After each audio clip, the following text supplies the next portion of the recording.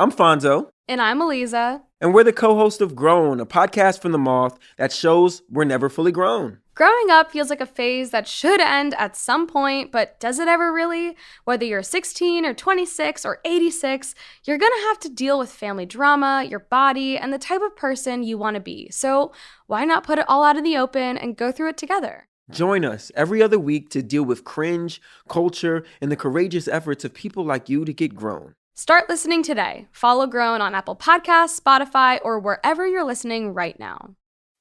Hi, you've reached the voicemail for Team Embodied. This week, we'd love to hear about your experiences during the postpartum period. Leave us a message. My name is Kaisha, Hi, and I'm calling this from is Raleigh. Amanda. And Hi, in my June name's of last Taylor. year, I was blessed to have a all of beautiful your, baby. Your body is moving at 100 miles per hour, and your mind can only go so fast to keep up with By the it. time she arrived, my nipples were cracked and bleeding. She helped me figure out how to get a proper latch, and I think that completely My saved theme me, for this postpartum has been and made the embracing breastfeeding the experience ambiguity. possible for I me. am so exhausted, and I'm so grateful. Do I have PPA? Are my hormones just raging right now? Postpartum images I had were of these women with voluptuous breasts and just free from a partner. During my postpartum time, the thing that stands out the most to me is the staggering vulnerability. I remember in the early days and weeks just feeling so raw and broken open emotionally and so directly in touch with the impermanence and fragility and preciousness of life. So when I think of postpartum, I think about my earliest contact with that visceral, vulnerable, shattering, life-affirming love. It was Christmas Eve 2020, and my sister and I were 2 hours into a 5-hour drive for a family beach trip. Her partner couldn't take the time off, so I was serving as the parenting assist for the journey. The 2-year-old was mostly fine until the 2-month-old lost her marbles. A diaper change, a feeding session, and many lullabies later, things were still total chaos. We went from trying to whack-a-mole outbursts to aiming to find internal zen in an enclosed space with screaming children. After unloading the car and drinking a glass of wine, I got 8 hours of sleep and quiet. My sister, a night of 2-hour sleep stretches in preparation for a day when she did it all over again. This parenting thing is relentless. Yes, it is also beautiful and tender and, as they tell me, indescribable, but that never really get a break feeling, especially in those early months when you're running on almost no sleep and navigating big unknowns about caring for another human being, it can be a lot, and sometimes too much. This is Embodied, our show about sex, relationships, and your health. I'm Anita Rao. Taking care of the baby for me was the easy part. Dealing with postpartum anxiety, that was challenging AF. My mind would go from 0 to 100 quickly. I would have fears of dropping the baby, fears of her stopping breathing, just erratic fears that doesn't make sense to a normal person who isn't going through postpartum anxiety. You have to fill out this form at all of your pediatrician appointments and your postpartum appointments, and it asks if your level of anxiety exceeds the situation that you're in. And that's so hard for me to answer. Of course I'm anxious. All of a sudden I have to care for this new person, and I have no idea what I'm doing. That was listener Kaisha Jennings and our editor Amanda Magnus, just two of the many people we heard from about their postpartum experiences. You're going to hear more stories as we go along, but I'm going to tell you one recurring theme: struggle. Surging hormones, physical exhaustion, and nursing challenges had many new parents feeling the toll on their mental health. Last week, we talked about the physical aspects of the postpartum period. If you didn't catch it, cue it up next to get the full story. But now, it's time to get real about postpartum depression and anxiety and figure out how to better support parents. I'm currently 3 months postpartum with my second son. My first time around, I definitely should have seen a therapist. I needed support and help, but in my head, it just I'm not depressed. Oh, I don't need help. And it was rough.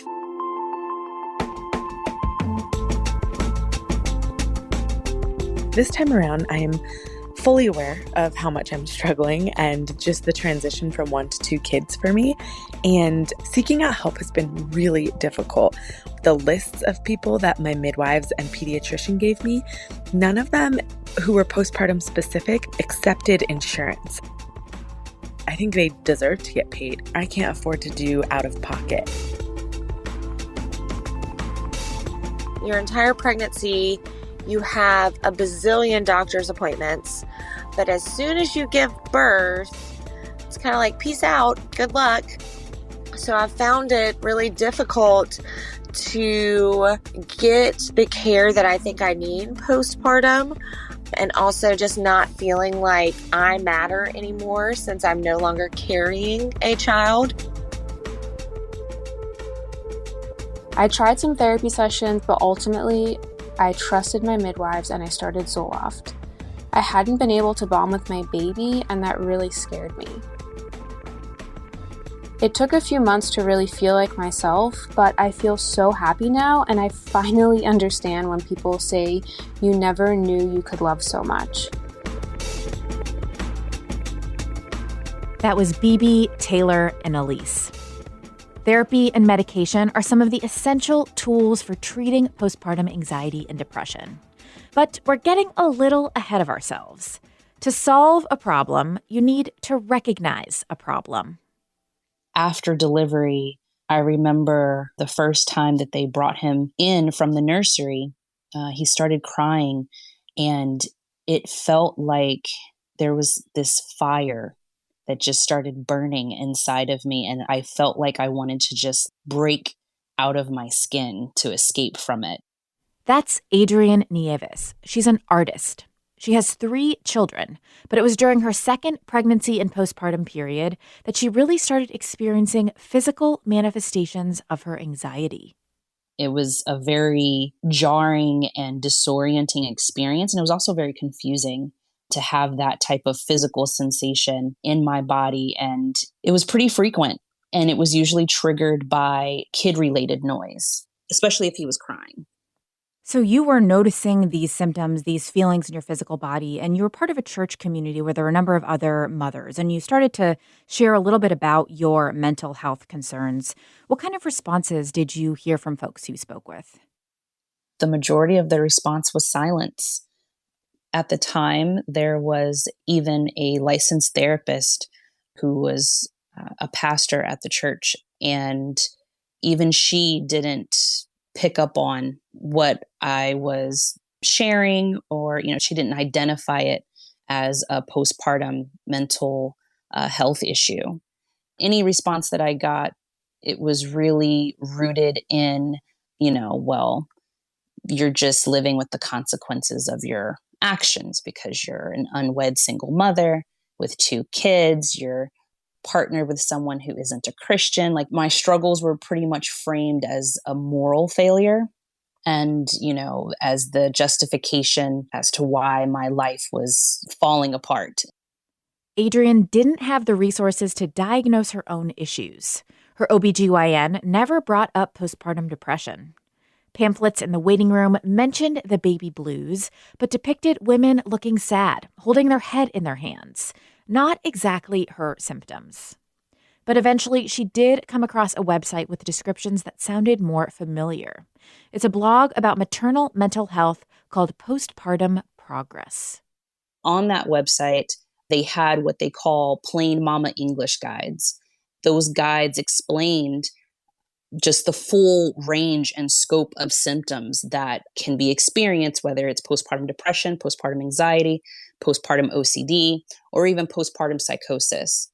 Finding that information and reaching out to Postpartum Progress for help actually got me connected to a postpartum stress center in Pennsylvania. And that was the first phase of my treatment. And then the second phase was after I had pretty much graduated from therapy and was, considered myself to be in recovery from postpartum depression and anxiety, I started to notice that my symptoms actually were not easing up, and that in many ways they were getting worse. And over a course of a couple of months, it really just became unbearable. And I knew that if I didn't get intervention immediately, that I would not want to continue on with my life. I remembered that as a veteran, I could go to the VA hospital, and I went to the website and looked to see if they had a mental health clinic. And they did, and it mentioned that they had walk-in hours. And so I got a sitter for my older son, and I strapped my infant to my chest and got on a bus, went into the mental health clinic at the VA hospital in Philadelphia, met with the intake psychiatrist, and just started just telling him everything that I'd been experiencing during that first year.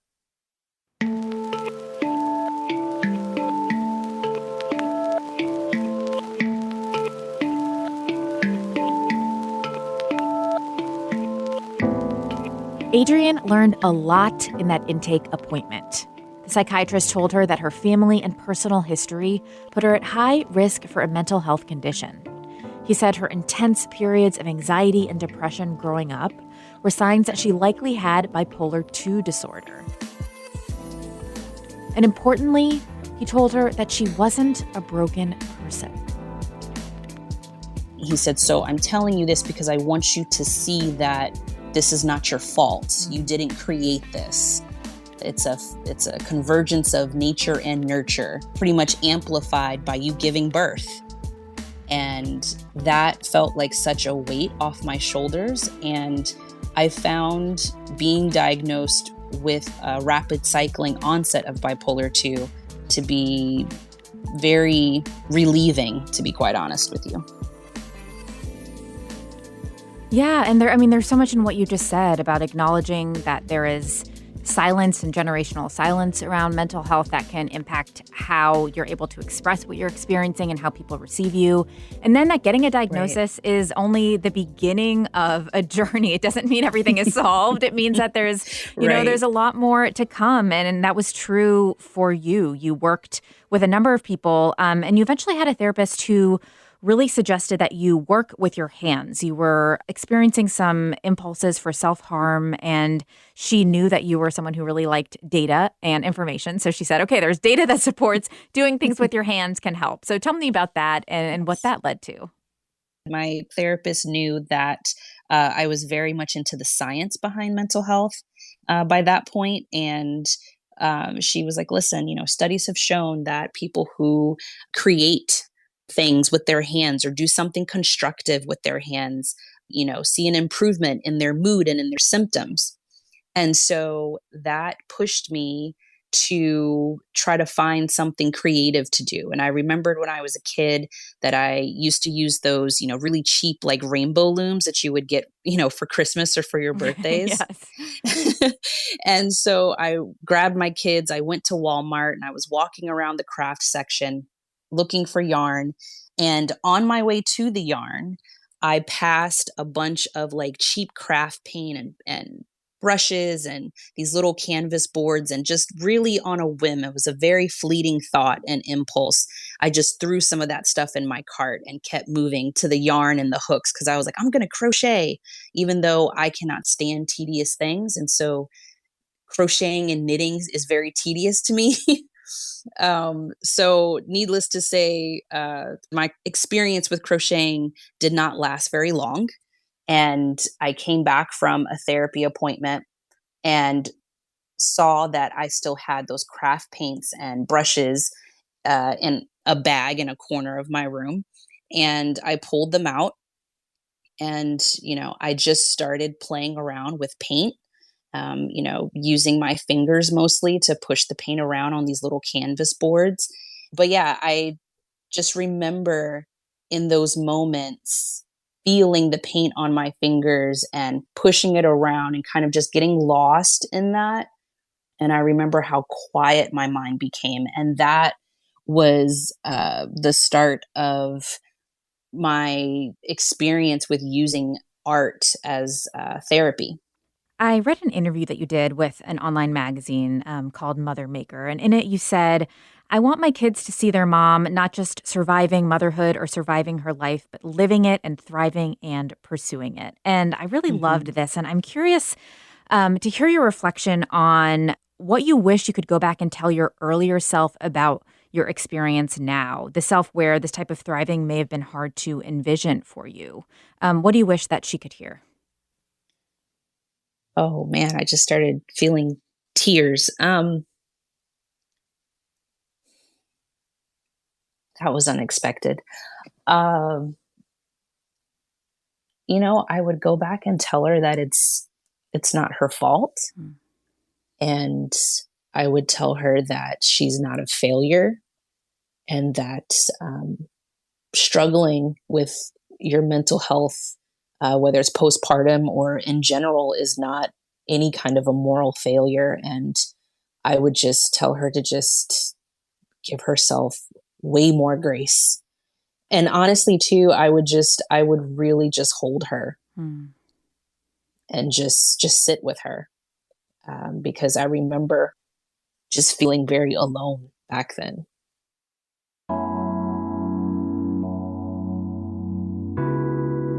Grief and love often go hand in hand in postpartum life. This is how the founder of Pregnancy and Postpartum Athleticism, Brianna Battles, put it. For a lot of postpartum athletes in particular, there is a mourning and a grieving of an identity that no longer exists. And again, this is a common theme for all postpartum people, not just someone who identifies as an athlete, where there's been significant change in routine, in abilities, in aesthetics, and in, what we have typically found our self-worth and outlets in. We also heard how challenging it can be to run into problems with things you think are supposed to be intuitive, like nursing and feeding. Before giving birth, I remember scheduling a home visit with a lactation consultant. She came to our home the day after arriving back from the hospital. By the time she arrived, my nipples were cracked and bleeding. She helped me figure out how to get a proper latch, and I think that completely saved me and made the breastfeeding experience possible for me. I had very little milk supply at first, and he struggled to latch and nurse for me. 2 weeks postpartum, I still had very little milk supply, and the doctors started to be concerned that I might still have retained placenta, and so I underwent a D&C procedure. Many people think these are just done as an abortion or if you have a retained miscarriage, but I found out that they can also be done after you have a baby. But at 16 months postpartum, I'm happy to report that we have the most positive nurturing relationship we've had so far right now, and thanks to the support of my partner and my family and Zoloft, I'm doing great. That was Kate and Anna. Navigating the challenges of lactation was part of Shannon Purdy Jones' story, and one contributing factor to her postpartum mental health experience after having a traumatic birth. I don't actually really remember the first time I really tried to breastfeed our son. The combination of the blood loss, the first couple times trying, I was really out of it, and so we didn't realize we weren't getting a good latch. All of these factors kind of combined to the effect that my breast milk never completely came in. I had planned from day one to body feed and, had been planning for that and reading up on it. And so having my body kind of betray me in that way was not something I anticipated at all. We first learned about Shannon and her husband Darren's story through our producer Audrey, who works with Shannon at Scuppernong Books in Greensboro. Shannon shared that lactation consultants recommended that they try triple feeding, a process where you chest feed, pump, then feed your baby the pumped milk. It didn't go well. I didn't sleep for the first couple months of our son's life. I was either feeding him, pumping, feeding him, what had been pumped, or then, by the time you finish that process, it's time to feed them again from the breast, and then you're back restarting this process. And it's such a catch-22 because sleep deprivation and the stress impacts your milk supply. And so you're kind of like fighting yourself and fighting this cycle, and also fighting the messaging that, you know that there are a lot of health benefits to body feeding, but you're also coming up against kind of real, obstacles in taking care of your own mental health if you continue to do this. So Darren, tell me about kind of the breaking point and how you all decided to stop trying to body feed and try formula. It was probably 2 or 3 months in. We were feeling, I think, very fatigued and overwhelmed at that point. And like we just couldn't do it anymore. We had seen, like Shannon said, a number of lactation consultants, both through the hospital, through our pediatrician. And finally, the last one we saw was like, look, you keep hearing breast is best. Well, fed is best. And in the office, she made a point to have us feed our son and kind of get through this mental barrier, a bottle of formula.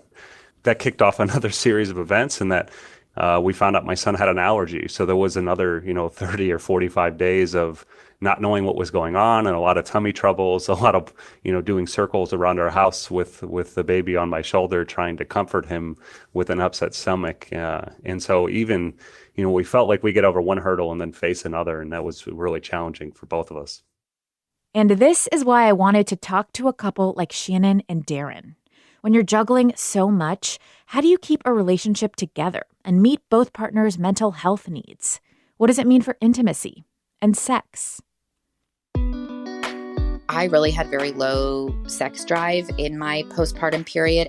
I think I just felt so touched out from spending all day either pumping or actually feeding an infant that I didn't feel drawn to that sexual connection anymore. That part of our relationship has grown and cultivated again, but has taken time and effort to sort of reconnect to my body and mind in that space, and same for my partner.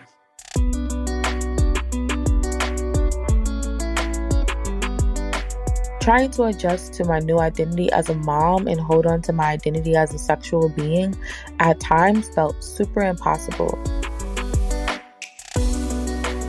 What made it worse was older women in my family making me feel guilty for not having sex with my partner. They totally ignored my emotional and physical needs during the postpartum period and were prioritizing only my partner's sexual needs. That was my sister, Priyanka Rao, and listener, Kaisha Jennings. Here are Darren and Shannon's thoughts. The biggest thing for us, I think, was making sure that we stayed close to each other in terms of communication, make sure we continued to talk to each other. I was thankful that, throughout this whole period with the birth of my son, we were able to still have some physical intimacy in terms of like touching each other, sleeping in the same bed as one another, supporting each other in that way, even if we weren't having sexual intercourse. And so that was still helpful for me as a partner to kind of get that sense of touch and intimacy from my wife. But, there's this long period of healing physically and healing mentally that had to happen before I think we were ready to kind of take that next step. The biggest thing for me was the mental shift, because obviously you have that 6 to 8 week physical healing time that has to happen before, any kind of vaginal intercourse can happen. But for me, it was like feeling like I was back in myself mentally, because, I was struggling so much with like having like feel sense of inadequacy from not being able to feed my baby and not sleeping, and like all of that just led to me feeling like I was this inadequate person because I couldn't do these things. And so really for me, it was figuring out the feeding issues and figuring out kind of, that it was okay that I couldn't do those things and that I wasn't inadequate for that really was what had to happen for me before I wanted any kind of like sexual physical intimacy. And there's, that direct correlation between the experience feeding and your ability to sleep if you are having postpartum anxiety, or even if you're not, just worrying about that. We heard from a listener named Elise about that experience. Let's listen. If you think about it, sleep deprivation is a form of torture. And when you are sleeping 1 hour at a time, a few times a night, it is impossible to cope with anything, let alone the biggest transition of your entire life. The whole sleep when the baby sleeps is one of the most deceptive statements. First, you are having safe sleep content thrown at you from every direction. And that safe sleep does not include the baby sleeping on your chest during your own nap. So when you have a baby that only sleeps while being held, and you have severe anxiety that something bad will happen to your baby because they're not in that safe sleeping environment, there's really absolutely no chance a mother will be able to sleep when the baby sleeps. I had a birth that I really needed to process because it did not go as I hoped, and those thoughts ran on repeat every time I closed my eyes. Add sleep deprivation to the roller coaster of hormones and breastfeeding struggles, and you have a recipe for that postpartum anxiety and depression. So, Shannon, hearing that, I'm curious about what resonates and what the effect of that lack of sleep and that connection to anxiety was on your relationship with Darren. Darren was a really supportive partner to go through this process with. But even then, you do end up feeling, even with an incredibly supportive partner, you do end up struggling a little bit with some feelings of resentment if you're the birthing partner, because even though he was up and, changing diapers and like helping me with whatever I needed, like it was still, none of this was happening to him. It was all happening to my body. Like the feeding struggles, were coming from my body. And that wasn't something he could do or take on or had, on him. And so even though he was like this incredibly supportive, wonderful partner to go through this experience with, I still was like, yeah, but it's not you, it's me that this is happening to. Totally. And even the most supportive partners, they can't take on some aspects of it. And that leads to mental health concerns of their own, which is what we heard from a listener named Nick. Let's listen. What surprised me most was how subtle the feelings were. Feeling anxious, tired, depressed. I feel like I was so busy looking for those signs in my partner that I never quite considered how they were affecting me.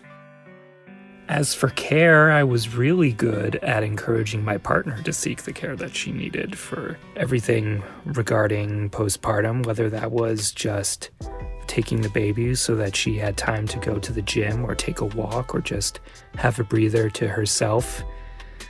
I would say part of the issue is trying to make sure that I am cared for in that same way from myself, by myself. I was in therapy.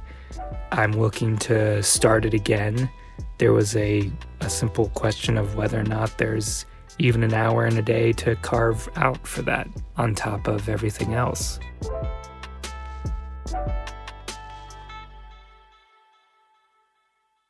So, Darren, tell me about your own mental health needs in that postpartum period and how you were processing those. Yeah, I mean, I think it was a lot of fatigue and anxiety. The first couple weeks is a bit of a whirlwind, and I think I wish I had more memories because I just felt so tired all the time. And there was a bit of kind of separation from what was happening, and just kind of going through the motions and trying to get it done. If you're up every hour with your partner in the middle of the night trying to feed, you try to be supportive, try to be there. But, I felt at times like a robot. And so, that's really challenging. I think more than anything, what helped me get through that was just time and starting to see improvement, both in our child and in my partner, made a world of difference to me, and I think that helped kind of keep me going and push me along. So for you all, kind of knowing that the stress that can happen with sleep deprivation and how that kind of limits your ability to connect, I'm curious about any ways that you kind of instituted to reconnect with each other or have moments together, given that your new parenting experience was going to be now parenting two kids. What did you all do to prepare for that, whether that was within your relationship or reaching out for external support? We had a good support structure in place. both of our mothers were very supportive, and Shannon's mother lives nearby, and she was wonderful in that process in giving us some space or allowing us to take some space for ourselves. That was really helpful. Other than that, I just keep reiterating, we try to talk through what was going on, what issues we're having, what fears each of us are having with the situation, and how we can help support each other. I think that was the most important thing. From early on in our relationship, we were very fortunate before we got married that we decided to go to like a couple's premarital counseling with a licensed therapist. And that, like, in our entire relationship, not just navigating the postpartum process both times, has made such a huge difference for us in our relationship. And if people have the means, like, I would definitely recommend doing that with any partner you're serious with, because it just, the ability to communicate effectively and express each of our needs to each other, it really, could have potentially saved our relationship going through this process.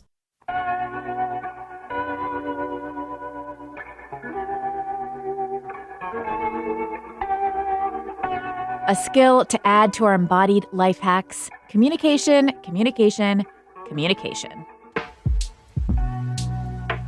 Shannon and Darren did have a second kid, and that time around sought out professionals to talk to about their fears of traumatic delivery and feeding. Shannon's experience underlines the need for a better approach to the postpartum period from all systems involved: healthcare, childcare, and workplace support. In the absence of systemic support for postpartum folks, family and friends try to fill the gaps, and some support is more helpful than others. Shannon remembers exactly what she needed from friends to ease her mental load. If you're going to go over to somebody's house when they're immediately postpartum, don't go expecting them to like entertain you and you just ooh and ah and coo over the baby. Like, seriously, if what they need is to sit and breastfeed on the couch while you do the dishes, that's what you should do. You should go into that experience expressing to them, I am here to give you what you need. So you should go in telling them, like, look, do you need to unload about the ugly parts of this? Like, that's something I always tell, like, any friend of mine that I know is like trying to get pregnant or is pregnant and get ready to have a baby. I said, I will tell them early on in their pregnancy, hey, like, I am a safe person for you to come complain to. Like, kind of joking, but kind of not, because people in society, we have this thing about like only focusing on the good parts, like it's a gift, it's a blessing, it's like these moments you'll cherish forever. I'm like, yeah, it is all those things, but it's also really, really hard. Being pregnant is hard. Being immediately postpartum with a new baby for the first time is really hard. So if you can be that friend that says, hey, it's okay for you to complain and talk to me about the ugly stuff, like that can go a long way to giving someone permission to then say, I'm not okay, I need some help. For other parents going through this, here's Shannon's advice. Be easy on yourself. It's okay if everything is not perfect. It is okay if you try your hardest to body feed and can't. Like, it is okay to give that baby a bottle. It is okay to reach out to people in your life like I did to my mom and say, I need help. I haven't slept in weeks. It is all right to cut yourself some slack.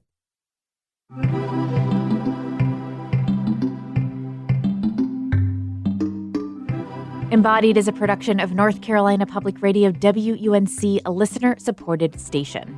If you want to lend your support to this podcast and WUNC's other shows on demand, consider a contribution at WUNC.org now.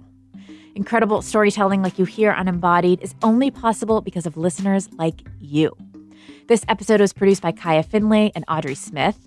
Amanda Magnus is our editor, Jenny Lawson, our sound engineer, and Quilla wrote our theme music.